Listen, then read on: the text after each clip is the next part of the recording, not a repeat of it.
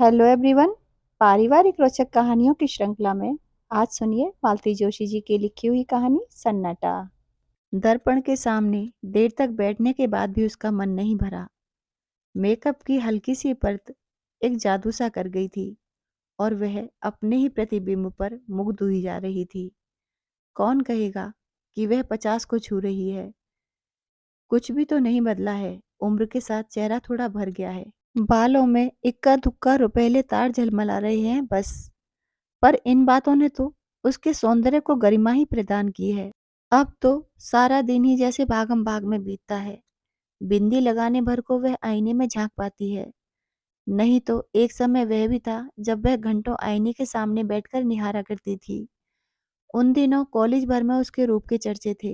इसी रूप जाल ने तो गिरीश को बांधा था। इसी के बल पर तो वह बिना किसी दान दहेज के इतने बड़े घर में आ गई थी। बड़ा घर याद आते ही उसका मन ऐसा कसैला हो उठा जैसे दांतों के नीचे कोई कड़वी चीज आ गई हो। बीते दिनों की स्मृतियों ने कोई मधुर रागनी नहीं छेड़ी, बल्कि मन में एक टीस सी उठी। वह एक झटके के साथ उठी और कपड़ों की अलमारी के सामने जाकर खड़ी हो गई। बेकार की बातों से वह इस समय अपना अच्छा भला मूड बिगाड़ना नहीं चाहती थी। साड़ी का चुनाव वाकई एक समस्या थी। अपनी रोजमर्रा की साड़ियों की ओर तो उसने झांका भी नहीं। साल दर साल उन्हें ही पहनते वह ऊब चुकी थी। कुछ साड़ियां जो समारोह के लिए खरीदी गई थी, पर हर कपड़ा हर मौके पर खिलता थोड़े ही है।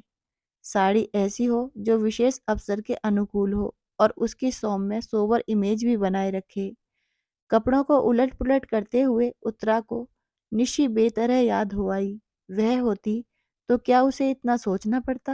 वह तो पता नहीं कब से मुनासिब सी साड़ी, मैचिंग चूड़ियां, पर्स, चप्पलें सब कुछ निकाल कर रख चुकी होती। उसके रहते मजाल थी कि मम्मी उल्टा सीधा पहनकर या बेतरतीबी से बाल लपेटकर बाहर चली जाएं। कपड़े ही नहीं, उसका तो घर की हर समस्या पर अधिकार था। कोई भी काम उस पर छोड़कर निश्चिंत हुआ जा सकता था। उसके रहते घर कैसा भरा भरा सा लगता था। इस तरह द्वीपों में बटा हुआ नहीं था। उत्तरा को पीएचडी मिली थी तब निशी मुश्किल से 16 की रही होगी। स्टाफ मेंबर्स पार्टी के लिए इसरार कर रहे थे। उत्तरा ने सोचा था कहीं कैंटीन में कुछ खिला पिला देगी, पर निशी अड़ गई। कॉलेज में क्यों मम्मी, क्या तुम्हारा घर नहीं है? और पार्टी का सारा प्रबंध उसने अकेले ही किया। खाना तो खैर बनवाया गया था, पर प्लेटें, चम्मच, नैपकिन्स, बर्फ, यहाँ तक कि पान सुपारी और जर्दे की व्यवस्था भी उसने इतनी सुगढ़ता से की थी कि सब चकित रह गए। लोग अब फिर पार्टी मांग रहे हैं, पर अब उत्तरा की हिम्मत टूट गई है। यूं कहने को तो घर में आशु भी है, पर आशु, उसने आवाज दी, पर जैसा कि वह जानती थी कोई जवाब नहीं आया। आजकल तो वह बस अपने पापा के आसपास ही मंडराया करती है। निशी भी थी तो आशु उसके साथ लगी रहती थी। उसकी शादी क्या हुई, दोनों ही लड़कियां हाथ से निकल गईं। आशु! इस बार आवाज थोड़ी ऊंची थी और तल्ख भी। क्या है मम्मी? मूर्तिमान बेजारी बनकर आशु सामने आकर खड़ी हो गई। उसके लहजे से उत्तरा का पारा चढ़ गया। वह भूल सी गई कि क्यों बुलाया था। रूखे स्वर में पूछा, तुम अभी तक तैयार नहीं हुई? चलना नहीं है क्या? कहाँ? ओ, आज आपका फंक्शन है ना? सॉरी मम्मी, मेरा जाना नहीं हो सकेगा। क्यों? पापा को बुखार है। कोई नई बात है? नई न सही, पर ऐसी स्थिति में उन्हें अकेला तो नहीं छोड़ा जा सकता ना। 2 घंटे महादेव उनके पास बैठ सकता है। सो तो है, पर मम्मी वहाँ सारी साहित्यिक बातें होंगी। मेरी समझ में तो कुछ आएगा नहीं, वैसे ही मैं बोर हो जाऊंगी। ठीक है, उत्तरा ने विषय समाप्त करते हुए कहा। आशु जैसे प्रतीक्षा ही कर रही थी, तुरंत पलटकर चल दी। उत्तरा देर तक उसे देखती रही। इन दिनों वह एकदम अपनी माँ की प्रतिकीर्ति सी बनती जा रही है, पर मन से कितनी दूर फिक गई है। इसके विपरीत निशी एकदम अपने पापा पर गई है, पर बचपन से ही वह मम्मी की बेटी रही है। पिछले दिनों से तो वह बेटी से भी ज्यादा सखी बन गई थी। कोई भी बात उससे निसंकोच कहकर वह हल्का हो लेती थी। निशी बड़ी बहन की तरह से सांत्वना देती, धीरज बंधाती। कभी कभी तो उसका पक्ष लेकर पापा से भिड़ भी जाती थी। शादी होते ही लड़कियां कितना बदल जाती हैं। सारी माया ममता पता नहीं कहाँ खो जाती है। अब तो बस निखिल और मंटू, निशी की दुनिया इन दोनों में सिमट कर रह गई है। मम्मी, दोबारा अपनी बेजारी जताते हुए आशु सामने खड़ी हो गई थी। वो लोग आ गए हैं। अरे, 4 बज गए क्या? उसने चौंक कर घड़ी देखी। आशु, उन्हें बिठाओ, पानी वानी पिलाओ, मैं बस आ ही रही हूँ। अपने को आखिरी बार आईने में देखने के लिए वह मुड़ी तो उसमें आशु का खिंचा खिंचा सा चेहरा ही परिलक्षित हुआ। उत्तरा जल भुन कर रह गई। मेरे मेहमानों को एक गिलास पानी पिलाने में इसकी जान जाती है। पापा के लिए हर आधा घंटे बाद चाय बनाते समय इसके हाथ नहीं थकते। वह बुदबुदाई पर सारा गुस्सा भीतर ही भीतर पी गई। इस समय वह अपना मन एकदम प्रसन्न रखना चाहती थी। हेलो एवरीबॉडी, उसने बड़े खुशनुमा अंदाज में कहते हुए हॉल में प्रवेश किया। पर वहां सतीश मेहता अकेला बैठा अखबार पढ़ रहा था। सामने ट्रे में पानी से भरा गिलास अनछुआ रखा था। चलो, उसने कहा। बाय ऑल मीन्स मैडम, कहते हुए वह खड़ा हो गया पर एकदम ठिठक गया। अंकल नहीं चलेंगे? दरवाजे तक पहुंच गई थी उत्तरा, पर देखा कि सतीश अभी वहीं खड़ा है। नहीं, अंकल नहीं चलेंगे, उनकी तबीयत ठीक नहीं है, स्वर को यथासाध्य तल्ख बनाते हुए उसने कहा। और आशु जी? सतीश ने अस्फुट किंतु उत्सुक स्वर में पूछा। नहीं, वह कैसे आ सकती है? उनके पास भी तो कोई चाहिए। वैसे तो मेरा जाना भी मुश्किल ही था, पर अब तुम लोगों ने इतना बड़ा आयोजन कर रखा है। और यह कहते हुए खटाखट सीढ़ियां उतरकर गाड़ी के पास जाकर खड़ी हो गई। मेहता को मजबूरन साथ आना ही पड़ा, पर उसके लिए दरवाजा खोलते हुए, अपनी सीट पर बैठते हुए और गाड़ी स्टार्ट करते हुए उसकी आंखें बराबर बंद दरवाजे पर खिड़कियों के पर्दों पर लगी रहीं। पर उन्हें निराशा ही हाथ लगी।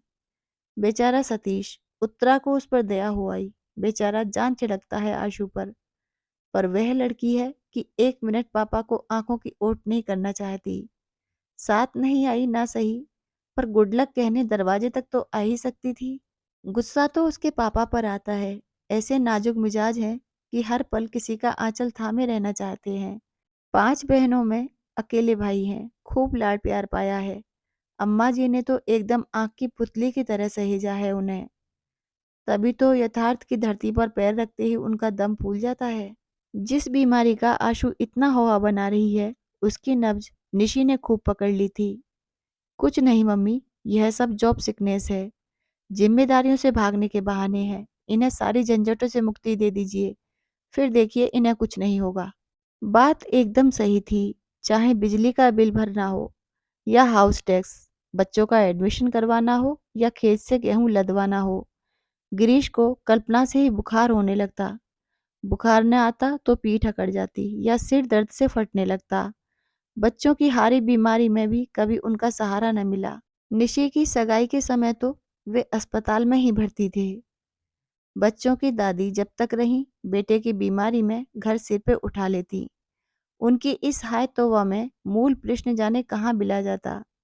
वक्त को बार बार कोसती। अकेला आदमी बेचारा कहाँ तक बोझा ढोता फिरेगा। एक लड़का ही अगर हो जाता। यह बात कुछ इस अंदाज में कहती मानो बेटा होता तो सीधा झूले से उतरकर बाप का हाथ बटाने पहुंच जाता। अम्मा जी की मृत्यु के बाद तो गिरीश एकदम जैसे निराश्रित हो गए।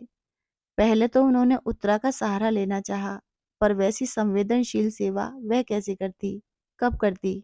आखिर बच्चे भी तो उसी को पालने थे। नौकरी भी अब उसके लिए शौकिया नहीं रही थी, वह जीवन की अनिवार्य आवश्यकता बन गई थी। बड़ा घर मात्र एक छलावा था। सारे सब्ज बाग दूर के ढोल निकले। वकालत की एक तख्ती जरूर टंग रही थी दरवाजे पर, ताकि कोई यह न कहे कि निठल्ले हैं, बीवी की कमाई खाते हैं।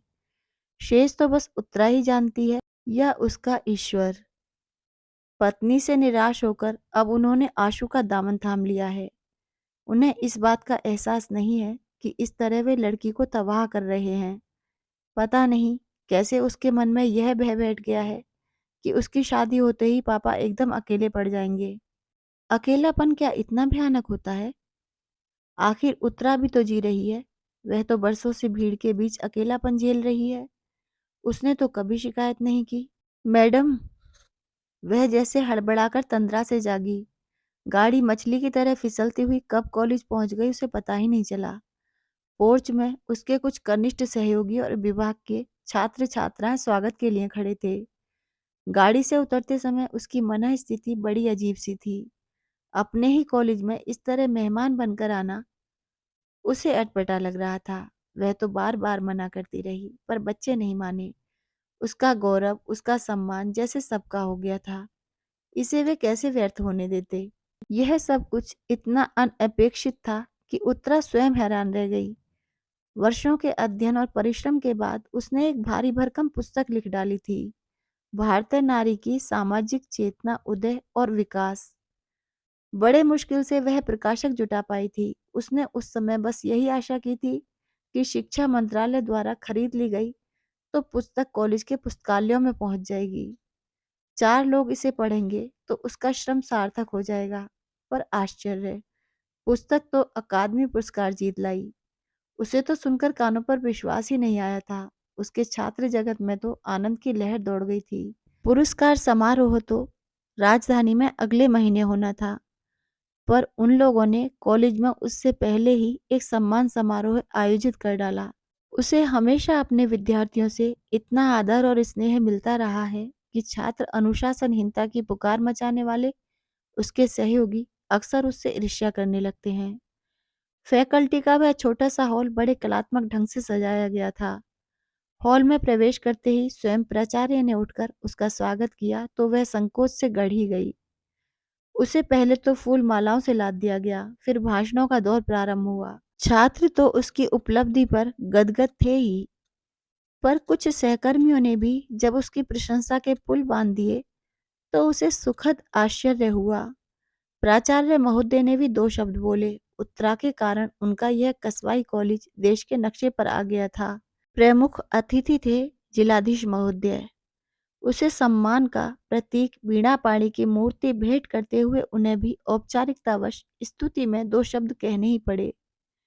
वह सुनती रही और सोचती रही, काश आशु यहाँ होती, उसके पापा होते, वे लोग जरा देख तो लेते कि घर के बाहर उसे कितनी इज्जत मिलती है, प्यार मिलता है।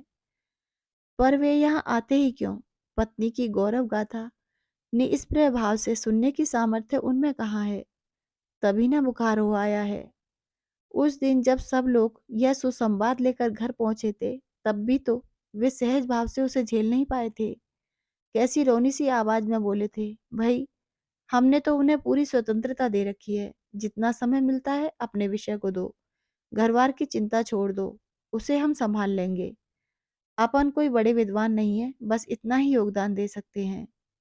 उनके हर शब्द से झांकते हीनता बोध ने उसे उतना ही कचोटा जितना उनके झूठ ने। मन हुआ सबके सामने उन्हें बेनकाब कर दे, बता दे कि वे कितना घर द्वार देखते हैं, पर चुप बनी रही। कभी कभी सुखी गृहस्थी का नाटक भी कितना जरूरी हो जाता है। इस समय भी वह प्रसंग याद आते ही उसका मन फुफकार उठा। सम्मान की सारी खुशी, सारा उत्साह ठंडा पड़ गया। रात भर जागकर एक आलेख तैयार किया था, पर बोलने के लिए खड़ी हुई तो एक भी शब्द याद नहीं आया। पहली बार कागज की जरूरत महसूस हुई। सुनने वालों ने समझा भाव विह्वल हो जाने से वाणी अवरुद्ध हो गई है, नहीं तो वह साक्षात सरस्वती है। लौटते समय आधा दर्जन लोग साथ थे। फूल मालाएं और भेंट सामग्री उन्हीं के हाथ में थी। दरवाजा वैसा ही बंद था। चलते समय ना तो किसी ने विदा किया था, ना वहां अब कोई स्वागत में खड़ा था। अब चलेंगे मैडम, किसी ने कहा तो लगा मन पर हथौड़े की चोट पड़ी है। इतने बड़े हंगामे के बाद ये लोग उसे एकदम अकेला करके चले जाएंगे। कल्पना से ही वह सिहर उठी। ऐसे कैसे चले जाओगे? उसने कहा। एक एक कप कॉफी तो पीते जाओ। और फिर उसने दरवाजे की घंटी जोर से दबा दी, इतने जोर से कि उसकी आवाज से सन्नाटे की धज्जियां उड़ गईं। तो दोस्तों, अभी आप सुन रहे थे मालती जोशी जी की लिखी हुई कहानी सन्नाटा। यदि आपको कहानी थोड़ी सी भी अच्छी लगी हो तो कृपया मेरे चैनल को सब्सक्राइब कर लीजिए, बेल आइकन को जरूर दबा दीजिए ताकि अगली कहानी का नोटिफिकेशन आप तक पहुंच जाए। और कहानी के विषय में आपके मन में जो विचार उठ रहे हों वो आप कमेंट बॉक्स में लिख सकते हैं। आपका बहुत बहुत धन्यवाद।